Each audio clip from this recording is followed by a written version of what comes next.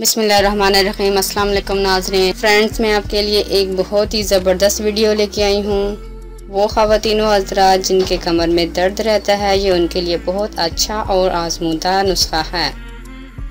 दोस्तों, मैं ख़ुद इस नुस्खे को इस्तेमाल करती हूँ और अपने दोस्तों को भी इसका मशवरा देती हूँ। मैंने सोचा क्यों ना आप लोगों से भी इसको शेयर किया जाए, क्योंकि कमर दर्द की वजह से हमें बहुत तकलीफ़ का सामना करना पड़ता है और मुसलसल कमर के दर्द होने से कमर में वर्म भी हो सकता है और वो ज़्यादा नुकसानदेह होगा। इससे पहले कि आपको कमर का दर्द ज़्यादा हो तो आप मेरे बताए हुए नुस्खे पर अमल करें। इंशाल्लाह इसको मुसलसल इस्तेमाल करने से आपका दर्द हमेशा हमेशा के लिए ख़त्म हो जाएगा।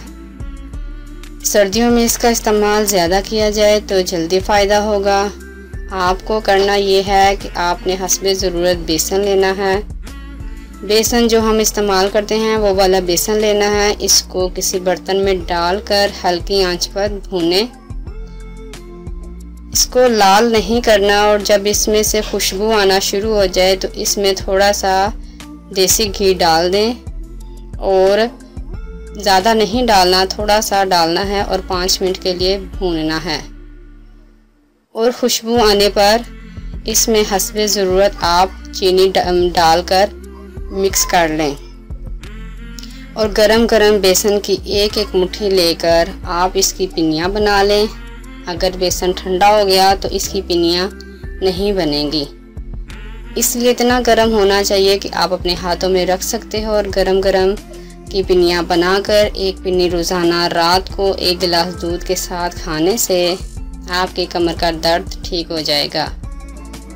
इसका जायका कुछ अच्छा नहीं लगेगा पर ये बहुत फ़ायदेमंद है, क्योंकि दवाई खाने से तो बेहतर है आप इसकी पिनियाँ बना लें। इससे रेशा भी खुश्क हो जाता है। अगर आपको मुनासिब लगे तो इसमें बादाम पीस कर भी डाल सकते हो। इसको इस्तेमाल करिए और मुझे कमेंट्स में ज़रूर बताएं कि आपको कैसी लगी मेरी ये वीडियो। और इंशाल्लाह इसका मुसलसल इस्तेमाल करने से आपको कमर दर्द से छुटकारा मिल जाएगा। अगर आपको हमारी वीडियो अच्छी लग रही है तो हमारे वीडियोस को लाइक करें और अपने सब दोस्तों से शेयर करें और साथ हमारे चैनल ऑनलाइन रेमेडीज को सब्सक्राइब करना ना भूलिएगा। मिलती हूँ मैं आपको एक नई वीडियो के साथ, तब तक के लिए अल्लाह हाफिज।